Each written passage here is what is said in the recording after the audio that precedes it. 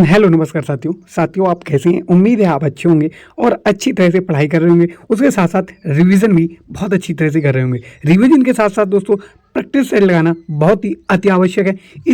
इसी में हम हिंदी के प्रैक्टिस सेट आपको करवा रहे हैं। जो हम 40 प्रैक्टिस सेट आपको करवाएंगे उसी में से हमारा आज प्रैक्टिस सेट नंबर है 13वां। अभी तक आपने हमारे 1 से लेकर 12 तक प्रैक्टिस सेट नहीं देखे हैं तो वह आप देख सकते हैं, जिसमें मोस्ट इंपॉर्टेंट हमने क्वेश्चन आपको कराए हैं। दोस्तों आपने अभी तक हमारे चैनल को सब्सक्राइब नहीं किया है तो चैनल को सब्सक्राइब दोस्तों जरूर कर दें। अरुण क्लासेस और का बाद आप सर्च करेंगे तो सबसे ऊपर आपको मिल जाएगा। दोस्तों आइए स्टार्ट करते हैं क्वेश्चन नंबर 1 से। कि क्वेश्चन नंबर 1 है, निम्नलिखित में से कौन सा शब्द तद्भव है, मतलब हिंदी का कौन सा शब्द है। दोस्तों इसमें बात करेंगे कि मधुप और भ्रमर और मधुकर, ये दोस्तों ये तीनों भंवरे के ये होते हैं तत्सम शब्द। तो ऑप्शन नंबर डी सही हो जाएगा। इसमें क्या हो जाएगा, भंवरा। आगे बात करेंगे, अनुच्छेद को पढ़कर दिए गए प्रश्नों के सही उत्तर चुनिए। आइए दोस्तों अनुच्छेद हम लोग पढ़ लेते हैं, क्योंकि दोस्तों अनुच्छेद 100% एक पूछा जाएगा तो मैं हर प्रैक्टिस सेट में आपको एक अनुच्छेद करवा रहा हूं। दोस्तों आइए पढ़ते हैं। संसार में कुछ भी असाध्य नहीं है या असंभव नहीं है। असंभव और असाध्य जैसे शब्द कायरों के लिए हैं। नेपोलियन के लिए ये शब्द उसके शब्दकोश में नहीं थे। क्या बापू शरीर से शक्तिशाली थे? वे तो पतली सी लंगोटी पहन के लकड़ी के सहारे चलते थे, परंतु उनके विचार सशक्त थे, भावनाएं शक्तिशाली थीं। उनके साहस को देखकर करोड़ों भारतीय उनके पीछे थे। ब्रिटिश साम्राज्य उनसे कांप गया। अहिंसा के सहारे उन्होंने भारत को स्वतंत्र कराया। यह विश्व का एक अद्वितीय उदाहरण है। कहते हैं अकेला चना भाड़ नहीं फोड़ सकता है, नहीं, अकेला चना भाड़ फोड़ सकता है यदि उसमें साहस हो तो। दोस्तों क्वेश्चन नंबर 2 देखेंगे, इसी पे आधारित है क्वेश्चन 2 कि असाध्य शब्द में आ उपसर्ग का अर्थ क्या है। आ उपसर्ग का मतलब होता है निषेध। ऑप्शन नंबर वी सही हो जाएगा।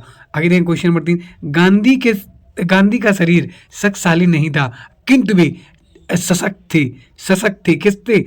अपने विचारों से और अपनी भावना से। आगे देखेंगे क्वेश्चन नंबर 4, नेपोलियन के शब्दकोश में नहीं थे। दोस्तों नेपोलियन के शब्दकोश में नहीं थे असाध्य और असंभव शब्द। कौन से? असाध्य और असंभव शब्द। ऑप्शन नंबर डी हो जाएगा। आगे बात करेंगे क्वेश्चन नंबर 5, अनावृत शब्द का विलोम है। दोस्तों अनावृत शब्द का विलोम होगा अनावृत का विलोम होगा अनावृत। क्या हो जाएगा? अनावृत। क्वेश्चन नंबर 6 देखेंगे कि मर गया दीनानाथ नामक चर्चित कहानी के लेखक कौन है। मर गया दीनानाथ चर्चित कहानी के लेखक कौन है? दोस्तों ये ऑप्शन नंबर डी हो जाएगा, चंद्रकिशोर जायसवाल। कौन है?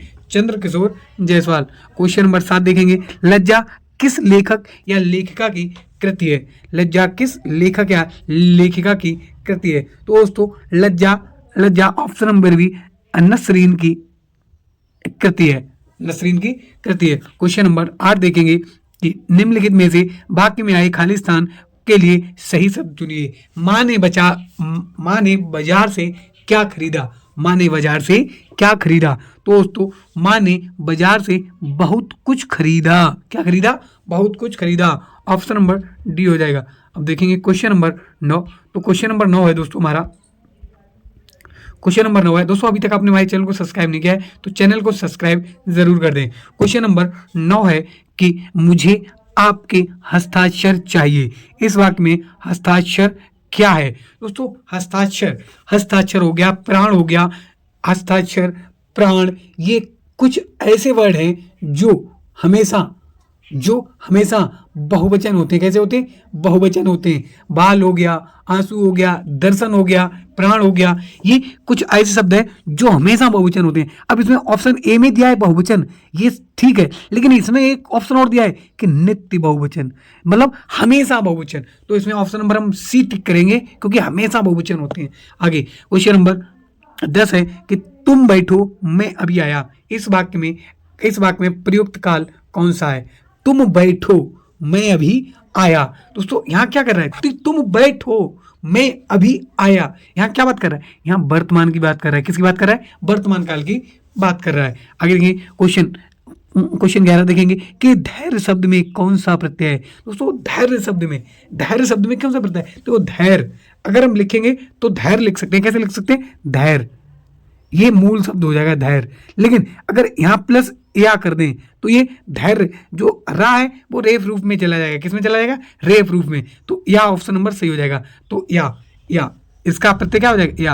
आगे बात करें क्वेश्चन नंबर 12 कि माता पिता शब्द में कौन सा समास है। माता पिता शब्द में कौन सा समास है? अब देखो दोस्तों यहाँ 4 समास के भेद दिए गए। नंबर 1 अव्ययीभाव समास। अव्ययीभाव में समास में क्या आते हैं? यथा, संभव, हर, प्रति, अनुभार, ये शब्द आ जाए तो अव्ययीभाव समास होता है। द्वंद्व समास एक होता है और द्वंद्व समास में यानी दोनों पद प्रधान होते हैं। इसमें क्या? माता पिता दोनों पद प्रधान है तो यहाँ द्वंद्व समास हो जाएगा, ऑप्शन नंबर बी। और द्विगु समास जहां संख्यावाची हो, क्या हो? संख्यावाची। और बहुब्री क्या होता है? बहुब्री होता है कि कोई तीसरा अर्थ दे। आगे बात करेंगे क्वेश्चन नंबर 13 इनमें से कौन सा वाक्य शुद्ध है? कौन सा वाक्य शुद्ध है? दोस्तों ऑप्शन ही पढ़ेंगे। मोहन सुबह ही पटना सिधार गया। लेकिन यहाँ सिधार नहीं आएगा, यहाँ आएगा चला गया। मोहन सुबह ही पटना चला गया। तो ऑप्शन नंबर बी सही हो जाएगा। मोहन सुबह ही पटना चला जाएगा। आगे भी देख लेते। मोहन सुबह ही पटना को चला गया, यहाँ को नहीं आएगा। ठीक, यहाँ मोहन सुबह ही पटना पधार गया, तो यहाँ पधार गलत है, यहाँ सिधार गलत है, यहाँ को गलत है। तो ऑप्शन नंबर सिर्फ वी सही हो जाएगा। क्या सही हो जाएगा? वी। आगे देखिए क्वेश्चन नंबर 14 इनमें से सम उपसर्ग से निर्मित शब्द कौन सा है? सम निर्मित। दोस्तों सम प्लस कार संस्कार हो जाएगा। क्या हो जाएगा? संस्कार। सम प्लस कृत संस्कृत। क्योंकि जो पंचमा अक्षर होता है ये हमेशा अनुस्वर में बदलता है। किसमें? अनुस्वर में। शम प्लस मेलन सम्मेलन। उपर्युक्त यहाँ सही हो जाएंगे तो उपर्युक्त सभी सही। ऑप्शन नंबर डी सही हो जाएगा। इसके सभी सही हैं। आगे बात करेंगे हम लोग क्वेश्चन नंबर 15 इनमें से कौन सी भाषा द्रविड़ परिवार की भाषा नहीं है? दोस्तों द्रविड़ परिवार की भाषाएं कौन कौन सी होती हैं? एक तो होती है कन्नड़ होती है, कुई भी होती है और मलयालम भी होती है। लेकिन जो खासी होती है ये खासी नहीं होती। ये द्रविड़ परिवार की भाषा नहीं है। ये द्रविड़ परिवार की भाषा नहीं है। ये इंडो आर्यन होती है।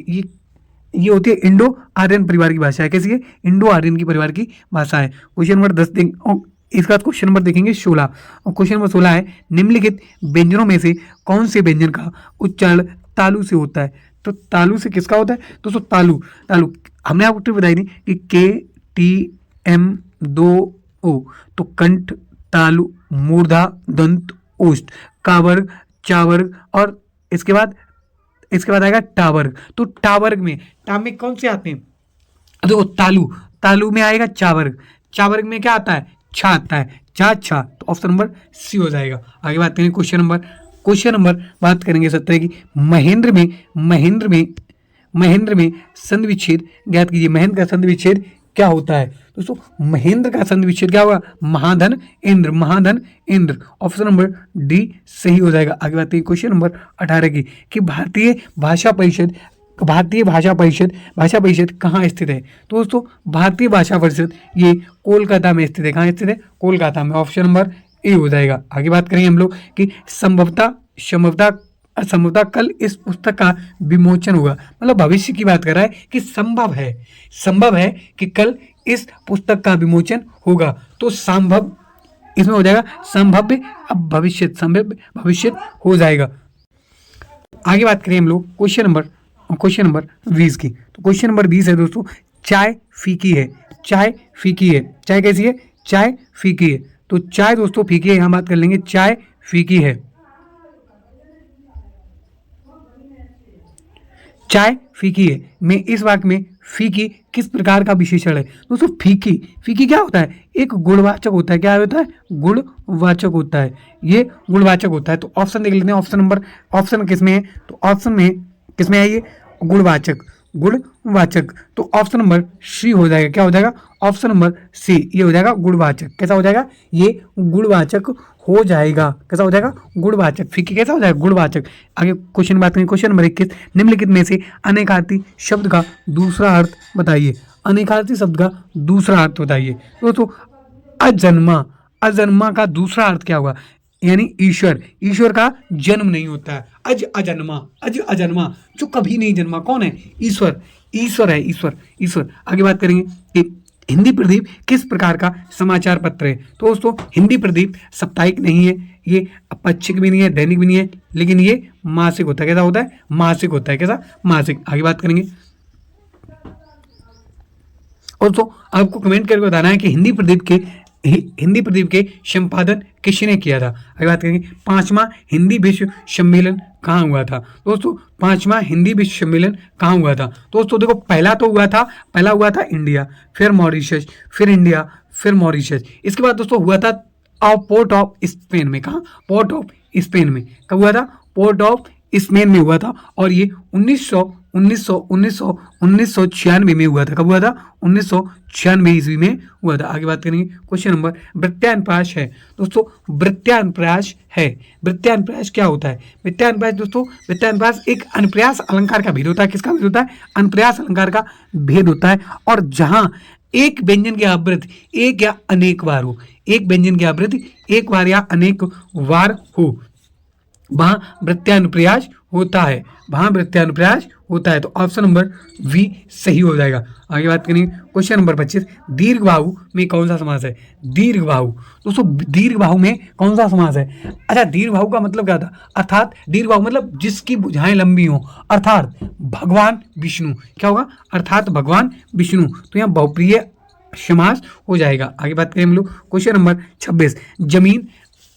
क्वेश्चन नंबर 26 है, वह जमीन जिसमें कुछ भी पैदा ना हो, वह जमीन जिसमें कुछ भी पैदा ना हो। तो सीधी सी बात है, सिंपल है, क्या हो जाएगा? ऊसर। क्या हो जाएगा? ऊसर, ऊसर। आगे बात करें। क्वेश्चन नंबर 27, निम्नलिखित में से कौन सा शब्द स्त्रीलिंग है? दोस्तों स्त्रीलिंग मैंने बताया था कि वाक्य प्रयोग करना है आपको। कैसे? कि आपका छाछ, आपका छाछ, ये पुल्लिंग हो गया। आपका छाछ, ये पुल्लिंग हो गया। कैसा हो गया? पुल्लिंग। सॉरी, आपका छाछ, ये स्त्रीलिंग हो गया। आपकी छाछ, मट्ठा है, आपकी छाछ, ये स्त्रीलिंग हो गया। आपका टेसू, ये पुल्लिंग हो गया। आपका काढ़ा, ये भी पुल्लिंग हो गया। आपका तिल, ये भी पुल्लिंग हो गया। तो यहाँ ऑप्शन नंबर हो जाएगा, ऑप्शन नंबर हो जाएगा बी, आपकी छाछ, ये स्त्रीलिंग है। आगे बात करेंगे। निम्न में से कौन सा शब्द गौ का अर्थ नहीं है? दोस्तों गौ मतलब गंगा होता है। गौ का मतलब नदी होता है। गौ का मतलब इंद्रिय होता है। लेकिन गौ का मतलब गज नहीं होता है। क्या नहीं होता है? गज। गज का मतलब होता है हाथी। गज का मतलब क्या होता है? हाथी। ये हाथी होता है। क्या होता है? हाथी। आगे बात करें। क्वेश्चन नंबर 29 की। इनमें से कौन सा शुद्ध शब्द है? दोस्तों राष्ट्रीय कौन सा शब्द शुद्ध होगा? ये तो गलत है, ये भी गलत है, ये भी गलत है। तो ऑप्शन नंबर डी सही हो जाएगा, राष्ट्रीय। ऑप्शन नंबर डी सही हो जाएगा 29 का, राष्ट्रीय सही है। आगे बात करेंगे। क्वेश्चन नंबर 30, इनमें से विस्मयादि बोधक चिन्ह कौन सा है? कि विस्मयादि बोधक चिन्ह कौन सा है? अब दोस्तों विस्मयादि बोधक चिन्ह आपको पता है कैसे लगता है? ये लगता है ऐसे। तो ऑप्शन नंबर बी हो जाएगा। लेकिन बाकी चिन्ह भी देख लेते हैं। ये से दोस्तों बोलते हैं अल्प विराम। क्या बोलते हैं? अल्प विराम। इसके बाद ये दोस्तों हो जाएगा कॉमा, मतलब डैश। इसे बोलते हैं हम लोग प्रश्नवाचक। क्या बोलते हैं? प्रश्नवाचक। तो अब देखें क्वेश्चन नंबर 31। क्वेश्चन नंबर 31 है दोस्तों, अभी तक आपने हमारे चैनल को सब्सक्राइब नहीं किया है तो चैनल को सब्सक्राइब दोस्तों जरूर कर दें।